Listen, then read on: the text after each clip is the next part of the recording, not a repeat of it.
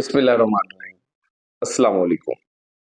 आज का हमारा टॉपिक है इरेक्टाइल डिसफंक्शन, मतलब मर्दाना कमजोरी या आपके उज़व खास में तनाव की कमी या खराब प्रॉपर तरीके से नहीं होना।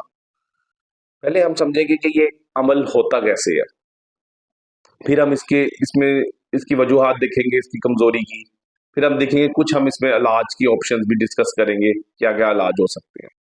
तो सबसे पहले हम इसमें हमारे उज़व खास में तनाव कैसे आता है, इसको हम समझने की कोशिश करते हैं। जैसे ही एक आम इंसान के पास कोई ज़हन में ख्यालात, तसव्वुर आता है, ऐसा कोई आपको स्टिमुलस आता है, या आप अपने शरीके हयात के पास जाते हैं, या कोई फिजिकली आपका कॉन्टैक्ट होता है, जिस्मानी आपका कोई कॉन्टैक्ट होता है, उसकी सूरत में हमारे दिमाग से नर्व्स के थ्रू कुछ हार्मोन रिलीज होते हैं। वो हार्मोन्स क्या करते हैं? वो हार्मोन्स आपकी जो खून की नालियां होती हैं या आर्टरीज होती हैं, उसको डायलेट कर देते हैं, जिसकी वजह से आपके मुख्तलिफ जिस्म के हिस्सों में खून का बहाव ज्यादा हो जाता है। जैसे ही आपके दिमाग में कोई ऐसा ख्याल या आपके शरीके हयात के पास जाते हैं, या उसमें कुछ स्टिमुलस दिमाग को मिलता है, उसके रिजल्ट में दिमाग फौरन वो हार्मोन सक्रीट करता है, वो मादा सक्रीट करता है। उसके उसके नतीजे में आपके जो पीनस में या आपके उसके खास में जो खून की शरेयानें होती हैं, वो डायलेट मतलब खुल जाती हैं और खून का बहाव तेज हो जाता है आपके उसके खास में, आपके पीनस में, जिसके जिसके रिजल्ट में आपके आपके पीनस में इरेक्शन हो जाती है, आपका उज़वे खास में तनाव आ जाता है और वो खड़ा हो जाता है। अब इसके अलावा एक हार्मोन होता है टेस्टोस्टेरोन, जो कि हमारे टेस्टिस में से रिलीज होता है, मतलब ये मादा। ये क्या करता है?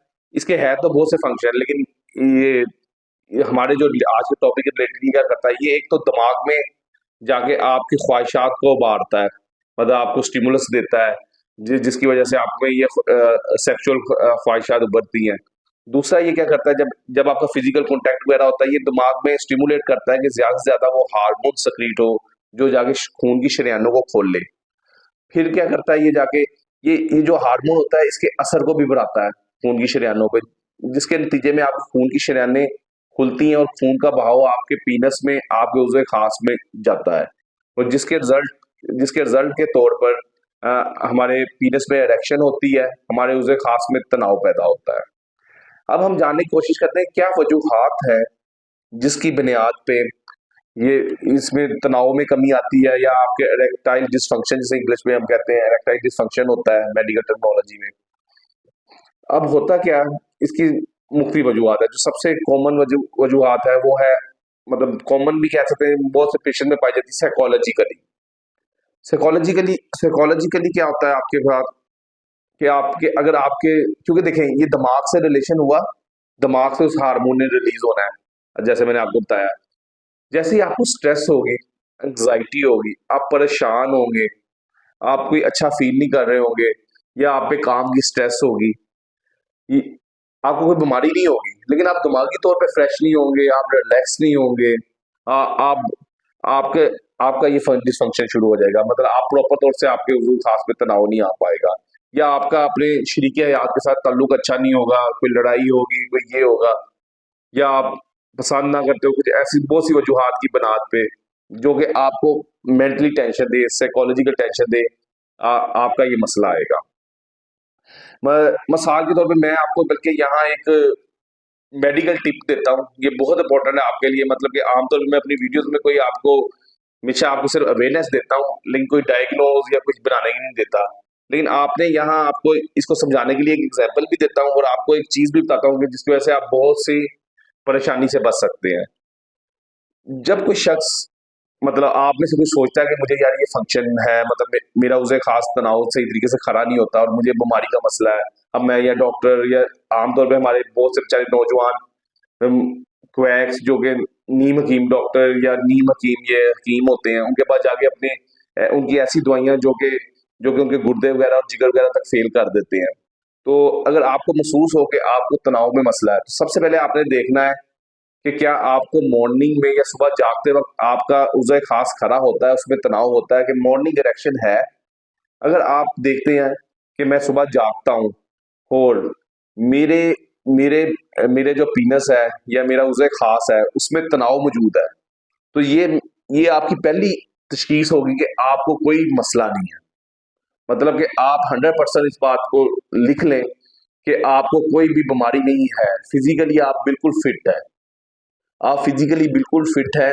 अगर आपको शिके या से मिलते हुए मतलब आपको तनाव नहीं होता, लेकिन आप जब रात को सोए होते हैं और जब सुबह उठते हैं तो आपको इरेक्शन होती है, तो इसका मतलब आप फिजिकली फिट है। देखिए इसमें आपको समझाता हूँ कि ज़हनी रिलैक्सेशन कितनी इंपॉर्टेंट है सेक्स के लिए और इरेक्शन के लिए। वो इतनी इंपॉर्टेंट है, देखें जब आप रात को सो जाते हैं, ठीक है, आप बिल्कुल आपकी बॉडी रिलैक्स होती है, कोई उसको ख्याल नहीं आता, ठीक है। तो सुबह के टाइम कुछ आपके टेस्टोस्टेरोन वगैरह भी हाई होते हैं, कुछ और वजूहात भी होती है, लेकिन आपको मेन जो पॉइंट मैं लेके आने समझाना चाह रहा हूँ वो ये है कि रात को जब आप सोए होते हैं आप बिल्कुल रिलैक्स होते हैं, दुनिया की कोई टेंशन नहीं, कुछ नहीं पता। जब आप सुबह जागते हैं उस टाइम भी आपको कोई ख्याल नहीं होता, ना आपको काम का पता होता, आप जैसे ही जागते हैं वो एक इरेक्शन हुई होती है। इसका मतलब कि आपका इस एग्जाम्पल से समझाने से मेरे दो मकसद है।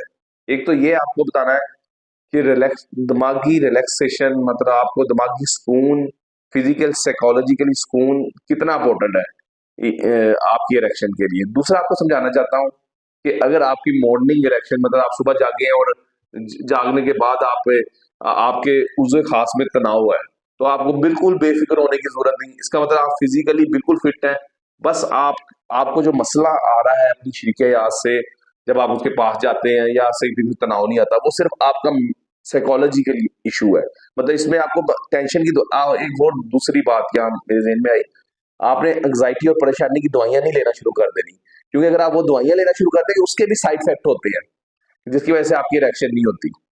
तो आपने उसके लिए साइकोलॉजिकल थेरेपी लेनी है कि मतलब कि साइकोलॉजिकल डॉक्टर होते हैं, साइकोलॉजी के होते हैं, एमएससी क्लिनिकल साइकोलॉजिस्ट होते हैं, जो आपको कोग्निटिव थेरेपी मतलब बातों से आपके सेशन करके आपकी परेशानी दूर करते हैं। तो आपको उसकी जरूरत है। दो चीजें आप समझ लें, अगर आपको सुबह जागते हुए तनाव आता है तो आप बिल्कुल 100% फिट है, आपने किसी किस्म की मेडिकल ट्रीटमेंट की आपको जरूरत नहीं। आप सबसे पहले अपने साइकोलॉजिस्ट को आपने चेक कराना है। आपने अपनी परेशानी, अगर आपको खुद पता है कोई परेशानी है, वो दूर करनी है। अगर आपके रिलेशन अपने वैसे ही चल रहे हैं, अपने शरीके यहाँ से कोई मसाइल चल रहे हैं, उसको आपने दूर करना है, एक प्यार मोहब्बत का रिलेशन डेवलप करना है आपने, तो ये आपका मसला हल हो जाएगा। उसके बाद आगे आते हैं और और क्या वजह होती है। एक टेस्टोस्टेरोन हार्मोन है जो कि हमारे टेस्टिस में से रिलीज होता है, और कुछ हार्मोन के साथ और भी इसका रिलेशन है, उसकी कुछ वक्त कमी हो जाती है। तो अब वो कैसे कमी होती है, क्या क्या वजूहत है, वो एक अलग है, लेकिन आपको वैसे कॉमन वजूहत बताता हूँ जिसकी वजह से वो कम हो जाता है। इसमें सबसे पहला मोटापा, ओबेसिटी। देख ले मोटापा कितनी बीमारियों की जड़ है। फिर शुगर वाले मरीज, जिनका ब्लड प्रेशर कंट्रोल नहीं रहता। फिर आप इस जो लोग प्रॉपर एक्सरसाइज नहीं करते, हेल्थी फ्रूट और वेजिटेबल्स की डाइट नहीं लेते, फिर अपना उनका लाइफ सेडेंटरी लाइफस्टाइल है, ये कुछ वजूहत है जिसकी वजह से। और कुछ वजूहत मरूसी होती है जिसकी वजह से टेस्टोस्टेरोन कम हो जाता है, जेनेटिक्स काजेज भी होती है, एक ये वजह हो गई। फिर उसके बाद आगे चलते हैं, देखिए ना मैं आपको बता रहा हूँ दिमाग से निकला, हार्मोन निकला, इन्हीं चीजों की डिस्टर्बेंस की वजह से आप में ये मसला आ रहा है। अब आगे मैंने आपको क्या बताया था कि आपकी खून की शरेयानें फैल जाती हैं, डायलेट हो जाती हैं आर्टरी, और खून का बहाव हो जाता है।